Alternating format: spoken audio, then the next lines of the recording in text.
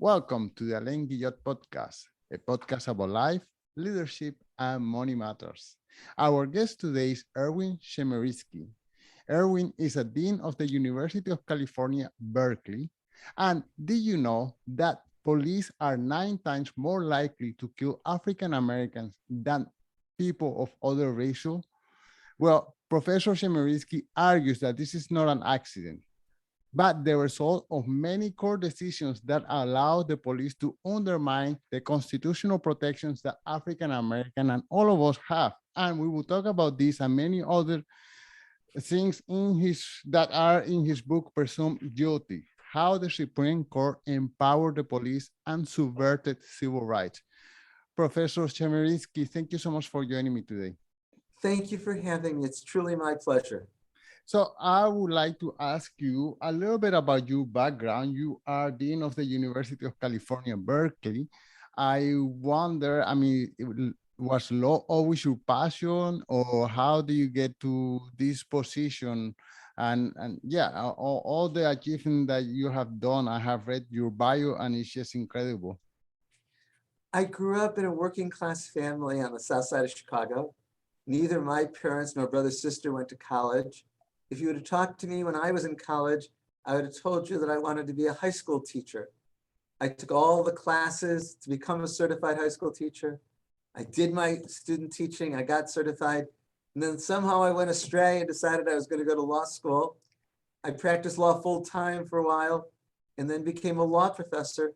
And I'm now in my 42nd year as a law professor and my 14th year as a law school dean. Wow, amazing. And how about writing? At what moment in your life you took up writing? Obviously, as a student, I wrote all the papers that were required. As a lawyer, I wrote briefs.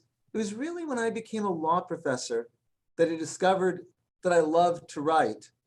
And I write, of course, in addition to books, law review articles. I write a lot of op-eds and columns. I get real pleasure out of writing. I think it's probably because I have a lot of opinions and I like expressing them. Right. And in law, there's always an opinion to express. Well, most definitely. As we are talking about law, the assumption is that we are always presumed to be innocent until proven guilty. But you are arguing the inverse, that that the Supreme Court has allowed the erosion of rights, and that now people are basically presumed guilty until proven innocent. All too often, the police on the street presume people to be guilty and do so on the basis of race. Blacks are far more likely to be stopped than whites for exactly the same behavior. And when there's the stops, too often they escalate into violence. And that explains the statistic you mentioned, how much more often blacks are likely to die at the hands of police than whites.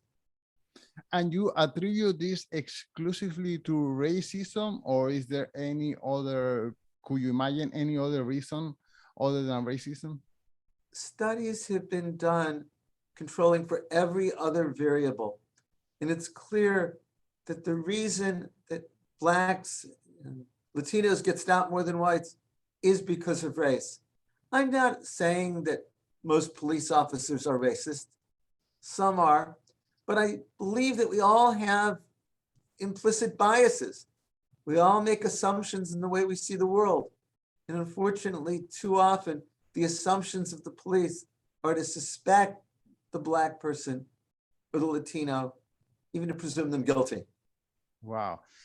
Well, recently, or 2 years ago, we had the case of George Floyd that brought an awareness to everyone, people, white people in particular, of the injustice and the racism against African American. And you argue that the courts cannot stop police from using the chokeholds that are killing so many African Americans. How did this happen?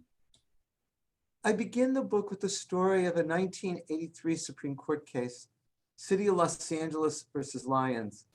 It involves a young black man by the name of Adolph Lyons, who was stopped by Los Angeles police officers late one night from a burnout taillight. The officer ordered Lyons out of the car. The officer slammed Lyons' hands atop the roof of the car. Lyons complained that the keys that he was holding were cutting into the skin of his palm. The officer thought Lyons was, quote, mouthing off, and administered a chokehold on Lyons. The officer literally put his forearm on Lyons' neck and choked until Lyons was unconscious. Lyons awoke. He had urinated and defecated. He was spitting blood and dirt. He was given a traffic ticket and allowed to go. Lyons did some research and discovered at that point 16 people in Los Angeles had died from police use of the chokehold, almost all like him, Black men. Lyons sued the city for an injunction to stop police from using the chokehold, except if necessary, check the officer's life for safety. But the Supreme Court said that Lyons could not sue for an injunction because he could not show that he was likely to be choked again in the future. No one can show that they're likely to be choked in the future. So no one can sue to stop police from using the chokehold. And it was the chokehold that killed George Floyd. It was the chokehold that killed Eric Garner and so many others. Okay, but is the Supreme Court is the only solution? I think you argue that we could create changes to legislation, to Congress, states constitution, Department of Justice. There are other venues in order to change this injustice. How are we using or taking advantage of these other venues? We need to do so. The reality is that the Supreme Court has not imposed significant limits on the police. Not now, and not through most of American history. That's the point of my book, the story I wanted to tell. Therefore, if we want to control the police, we have to look to other institutions. We can do it by legislation, Congress, state legislatures for their states, cities, local police commissions. State Supreme Courts can do more to protect rights, even when the Supreme Court doesn't. And of course, there are some existing laws, including one that gives the Justice Department the power to sue local governments when there's a pattern and practice of civil rights violations. We need to take advantage of that as well. Do you think the exposure of big cases like the George Floyd will probably change the Supreme Court's tendency to give a carte blanche to the police forces? No, I don't think that the Supreme Court's attitude is changing. It is a very conservative court and a very pro-law enforcement court. My hope is that the protests after the death of George Floyd and the attention to policing would bring about legislative reforms, reforms from state courts, reforms from the Justice Department. You claim that most of the Supreme Court judges are conservative, with one exception, Earl Warren, and who also have given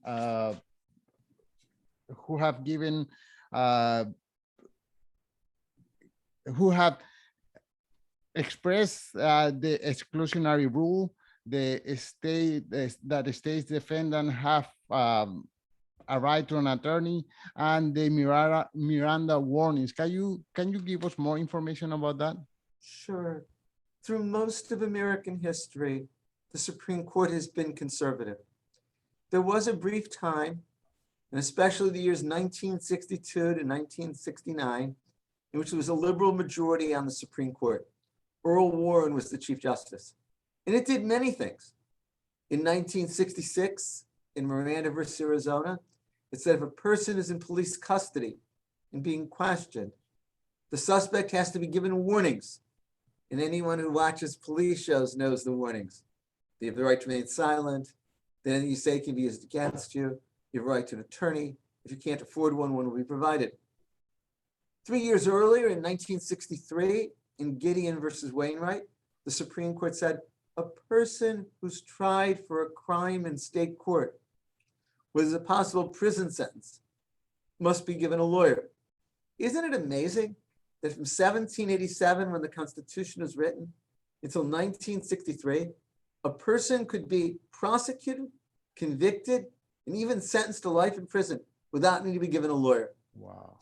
In 1961, in Mapp versus Ohio, the court said if state or local police officers engage in an illegal search, the evidence that's gained can't come in as trial. It has to be excluded. Wow. Wow. Um, okay. How about I know very little about constitutional law, but I know that the Fourth, the Fifth, and the Sixth Amendment are amendments to protect uh, people from the police. Can you tell us more or less what are those Fourth, Fifth, and Sixth Amendment? Of course, the Fourth Amendment to the Constitution limits when the police can detain, arrest, search someone. It says generally there has to be probable cause, and usually there has to be a warrant. The part of the Fifth Amendment that I want to focus on is the privilege against self-incrimination, that no person can be forced to incriminate himself or herself. Also, the Supreme Court has said that due process of law means that there can't be an unfair, overly suggestive identification procedure, like a lineup. The Sixth Amendment provides many protection for criminal defendants. It gives them the right to confront their accuser, gives them the right to a public trial, gives them the right to trial by jury, gives them the right to an attorney. All of these are in that constitutional provision. Many Black Americans are found guilty because of an eyewitness standing in court and pointing the finger and say, yes, he is the person who committed such a crime. Yet it has been proven that eyewitnesses are not really that reliable. Can you tell us why? Eyewitnesses are frequently flawed in their identification. They're often not reliable. Why not? Well, often the eyewitness has seen the suspect for just a fleeting instant. Often the eyewitness sees the person under great stress when the person is being robbed or assaulted. Also, social psychologists have repeatedly documented that cross-racial eyewitness identification is particularly fallible. Somebody is identifying one of a different race, they're much more likely to make a mistake. We know from the work of the Innocence Projects that many innocent people who were later exonerated because of DNA evidence were convicted on the basis of flawed eyewitness identification. And yet what's of concern to me is that since 1986, which is 35 years ago, there's only been one Supreme Court case dealing with eyewitness identification, and that case came down on the side of the police. The Supreme Court has simply ignored this problem. Wow. How about the issue of plea bargaining, of offering a deal to the accusee, to the person who have been arrested, in exchange for a more lenient sentence? And many people are accepting those plea deals because they are afraid that they may be found guilty. My focus on the police, I don't get into prosecutors and plea bargaining, Right. but what you say is right. Imagine a situation where there's an innocent person being prosecuted, and if the person is convicted, it's a 10-year prison sentence. The prosecutor says, tell you what, plead guilty, and it's a 1-year sentence or a 6-month sentence with credit for time served. There's enormous pressure under those circumstances for the guilty person to plead guilty. And of course, prosecutors can stack the deck. They can charge the person with many crimes that would have huge punishment. Say, but if you plead guilty to this minor offense, then we'll drop the other charges. Enormous pressure is then put on people, including innocent people, to plead guilty. Wow. There have been a movement to defund the police. Can you separate what is noise to what is reality from this movement? I think we have to be very careful when we use the phrase defund the police. Sometimes that's taken to mean abolish the police. And there are some advocates who believe in abolition of police departments. I think that's unrealistic. Any society needs police for safety and security. Now, defund the police could simply mean shift some of what's now done by police to other social service agencies. Some of the mental health functions done by police being picked up by other social service agencies. That would I would support, but it's not realistic. It wouldn't be desirable to eliminate police departments. And what are some remedies? Let's say that I can prove that this police officer have behaved in a unethical manner. He have used violence without any need. What are some remedies against police misconduct? The remedies are difficult. One is to sue the officer for money damages. But the officer then has a defense. It's called qualified immunity.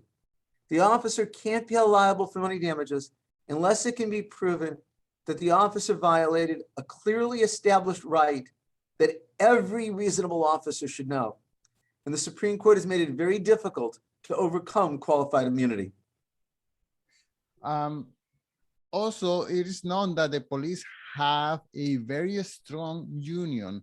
So to what extent is the power of the union or the misbehavior of the police? I mean, is the police union is always protecting me? I guess I can be as careless as I want to because there is always a big union there to protect me, no? There's no doubt that police unions are very powerful in many American cities, and that police unions generally are obstacles to reform. Police unions fight very hard against having disciplinary systems that are effective when there's police misconduct. Okay, well, my last question is there any path to a meaningful police reform? Is there any light at the end of the tunnel? Yes, there could be legislative reforms. Congress can adopt reforms. The House of Representatives has passed a bill, and it's right now stalled in the Senate. State legislatures can do so. City councils can do so. Local police commissions can. We talked about the chokehold. Several cities, either through legislation or through police commissions, have banned the police from using the chokehold. Some police commissions in cities have said police have to record the race of everyone they stop. There's a lot of evidence that shows that when that happens, it decreases racial profiling. In addition, state Supreme Courts can use state constitutions to provide more protection of rights. And there is a federal statute that allows the Justice Department to sue a police department when there's a pattern and practice of civil rights violation. That can be used more often too. Do you have any knowledge of in which state are the more violations of human rights or citizens' rights committed, and which states are the ones that are more or less, I guess, less guilty of this? I've never seen any comparative statistics on that. I've seen studies of so many cities that document how Blacks are much more likely to be stopped by the police than the whites. And I present a lot of those statistics in the book, but there's studies from New York, in Los Angeles, in San Francisco, in Greensboro, North Carolina, in many other cities. But in terms of comparative assessing police in different states, I've never seen that. Wow. Okay. Well, Professor Chemerinsky, can you please tell us one more time the title of the book and where can the listeners find it? The book is called Presumed Guilty: How the Supreme Court Empowered the Police and Subverted Civil Rights. It's certainly available from online booksellers like Amazon and Barnes & Noble, and I hope it'll be in bookstores for people to get to. Thank you, sir. Thank you very much for your time. Thanks for having me.